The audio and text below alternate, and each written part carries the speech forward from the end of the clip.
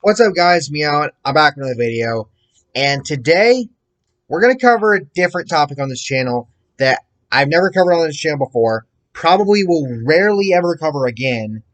Um, but I wanted to talk about this. I've had some stuff that's been in my mind that I wanted to talk about with this, and you're going to look at the title and be like, Alan, when the fuck did you get into wrestling? Well, not exactly into it, but I will say though that guys that Chiseled Adonis and the YouTube channel Wrestlelamia have sort of gotten me into this sort of rabbit hole of looking into this stuff and reading about it and watching videos about it and things like of that nature. And with this video, I wanted to cover three topics or three things that have happened in wrestling history that I think should have gone differently. The first one is probably gonna be the easiest to talk about. The second one's a little bit, touch and go, and then the last one's gonna be really touchy feely. We'll get to all that later. So, with all that being said, I'd love to hear you guys' thoughts. Again, I'm learning with all this stuff, so let me know. Let me know your thoughts down below. Drop a like and subscribe. And with all that being said, let's go ahead. Let's get into this. So, for the first one, we're just going to jump right into it. Undertaker and his streak at WrestleMania, he should have retired undefeated. The match against Brock Lesnar, which wasn't that great to begin with, and the fact that Undertaker not only was pinned to lose, but he also suffered a concussion during it, which just literally adds insult to injury, or injury to insult, I guess. You get the point. The fact that it happened in the way that it did, even if he was supposed to lose, it shouldn't have happened that way. And personally speaking, I just don't feel like Undertaker should have, because he just retired last year, he shouldn't have retired with the one loss. He should have retired undefeated, personally speaking. Now, from when that match happened, let's assume that he would beat Lesnar, or was pinned to beat Lesnar. He would probably, give him one or two more, WrestleMania matches to, to win, which would put him up to 24-0, and then he retires undefeated. He's already one of the greatest to ever do it, but that's, like, you don't want that loss on your record. It's like if Michael Jordan was to lose a one of the 6 finals that he was in and finish his career 5-1. It would be mind-boggling. And I know, different sport, different circumstances, different everything, but still, it's something to think about. Undertaker, he should have never retired with the one loss. He should have retired undefeated. That streak should still be alive today. Well, not completely alive because he'd be retired, but you get the point.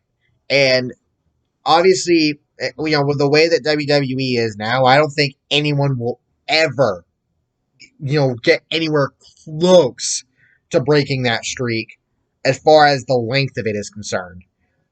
So that's the first one I wanted to get into. The second one has to do with the death of Owen Hart. And I think, and this is just easy to explain, or sort of easy to explain, it should have never happened. Now, if you don't know what happened, Owen Hart, almost in what will be 22 years ago next month, on May 23rd, during a stunt that was being a lead-in to his Intercontinental Championship match against the Godfather, while he was in costume as the Blue Blazer, Owen Hart was being lowered down from the rafters, and it was supposed to be a dramatic entrance. He would act entangled, then release himself from the safety harness and fall on his face for comedic relief. But that didn't happen. It's been suggested that he was trying to get comfortable within the harness, and it caused an early release, and he fell 78 feet, landing chest first on the top rope, about a foot from the nearest turnbuckle, which threw him into the ring. What ensued afterward And the craziest thing about this being that this wasn't shown on the pay per view because there was a pre-taped vignette going on. The arena was darkened, so you couldn't really see it if you were in the crowd, even if you were in the closest row. And then when the lights came up, the medical staff was looking at him, trying to work on him. The announcers repeatedly told those that were watching from pay per view that this was not a storyline, that Hart had been hurt, and he would be transported to a local medical center, and unfortunately would pass away at the age of 34 due to internal bleeding from blunt force trauma as a result of the fall. And what happened afterward was his widow Martha would sue the WWF, then WWF. This was before they changed it to WWE. She would sue because for negligence, and it's really, and this Owen Hart's death has began a feud between Martha and the WWE that still stands today. Martha wants nothing to do, as far as Owen's likeness goes, because Martha controls Owen's estate. Martha wants nothing to do with the WWE. She won't allow Owen to be inducted posthumously into the Hall of Fame, even though everybody knows he deserves to be in there. And his older brother Brett and other wrestlers have repeatedly tried to get Martha to ease up to have him inducted into the Hall of Fame. She made comments at one point saying that they don't even have a hallway of fame, and that it doesn't exist. It's just ceremonies that they do at WrestleMania and or the week, leading up to that or whatever. Again, I'm learning. And that again, she's basically reiterated she wants nothing to do with WWE. She doesn't want them using Owen's likeness, and they've done that a few times, and she's gotten pissed about it, which I can understand, being that she was Owen's wife, obviously before he died. Um, but the thing with this is just the stunt should have never happened. Being in costume, he had a cape. He was trying to get comfortable within the harness, and it it accidentally set this off and set this into motion where this happened. And this tragedy should have never happened. Bret Hart himself has said that he wished he was there to prevent Owen from doing this stunt. And I honestly believe that had this not happened, like, Owen's already regarded as a Hall of Famer, whether he ever gets in or not, simply because of Nerf the Hart. Um, but had he not died that night, he would have easily had an even better career, even more storied career. He was only 34 when he died. He easily had several more years ahead of him, depending with the trajectory of his career. You know, ahead of any major injuries he could have maybe suffered later on or had up to that point. Again, learning. It's just something that was massively avoidable and should have never happened. So that's the second one, and uh, Owen Hart should still be alive today, with his brother and whatnot, and his wife and whatnot. Um, and it would definitely change a lot of WWE history. Obviously, he would probably already be in the Hall of Fame and this and that. Um, but still. And then the third and final topic I want to cover with this video, and this is even darker than the Owen Hart thing, has to do with the death, or I should say, the tragedy of Chris Benoit. And the thing with him is that he's another one that he's one of the greatest of all time, or arguably one of the greatest. Um, Chiseled Adonis has said himself that, in his personal opinion, he's the greatest technical wrestler of all time. And and I will leave.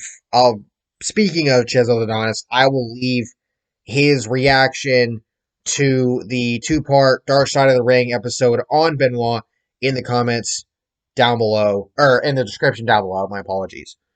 Um,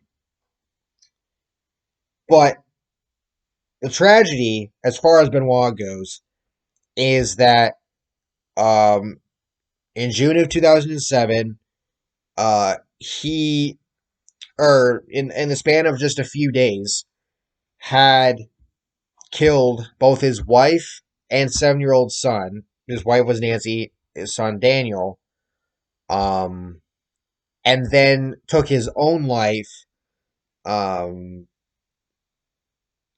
on the 24th. And this has always been a major black eye on the sport. You know, the fact you had the like a year or two prior, you had the death of his best friend Eddie Guerrero, which I will talk about momentarily. And then this happens. Um, and there's just the nature of it. Like at first, WWE did do a tribute show for Benoit, and then when the news came out about the nature of the deaths and how they happened, Vince McMahon came on. I believe the next WWE episode taping, whatever it was, and basically and stated that outside of his comments, there would be no mention of Benoit ever again as far as the WWE goes. Now, obviously, when it comes to certain things, certain events, fans will ask about that, and um, and one of the biggest things is and whenever it's been brought up, whoever it gets asked to does their best to answer whatever question it may be, and the general consensus with it has been in a historical context. If you want to celebrate Benoit, you can, but after the events that happened, you can't celebrate him in the, I guess you could say, modern sense, because that just wouldn't be right. And I agree with that. Now, with the Undertaker streak and the death of Owen Hart, those two, it's pretty simple. Undertaker streak lives until he retires. Owen Hart shouldn't have died. The stunt shouldn't have happened. For Benoit, it's much more complicated. Um, and this is something that Chiseled Adonis mentioned in his reaction. This is something that gets mentioned in the Dark Side of the Ring episode um about Benoit. Is that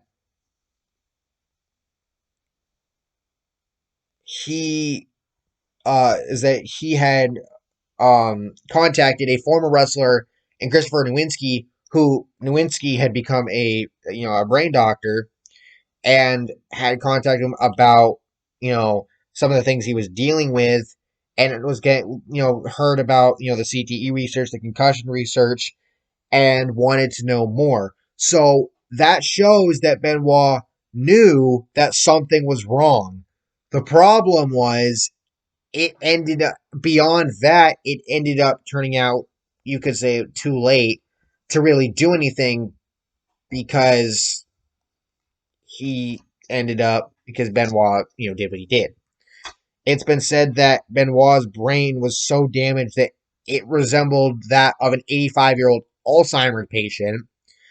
He was reported to have an advanced form of dementia, similar to the brains of 4 different NFL players who suffered multiple concussions, sank into depression, and harmed themselves or others. Which, if you've seen the movie, I believe it's titled Concussion, that gets talked about. It's Mike Webster. Uh, Dave Duerson was another one, and I forget the other ones. But there was obviously a lot of them, but there were some of the major ones that led to, uh, when it came to the CTE research and all that stuff. Um, and it's often been suggested that the brain damage was, and that the concussions leading to dementia, or possibly leading to dementia, um, the brain damage had been the leading cause that led Benoit to do what he did. It's been suggested, now it's been alleged that he was also a steroid user, um, and one of the things that was found in his son when when Chris killed him before he killed himself was that his son had Xanax in his system, um which was also found in Chris, um and it was possibly attributed to him being treated for a deficiency caused by previous steroid abuse, but there was no indication that anything that was in Benoit's body contributed to what happened. So no roid rage, that is. So basically, with all of this, and now I will mention as far as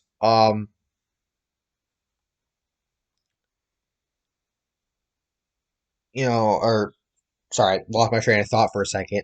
I will mention though that his wiki page does say that that Nancy had filed for divorce back in 2003, citing cruel treatment. The marriage was completely broken. That he would break furniture. A lot of this, I think, could be attributed to what he was dealing with, although it probably was not as bad then as it later became.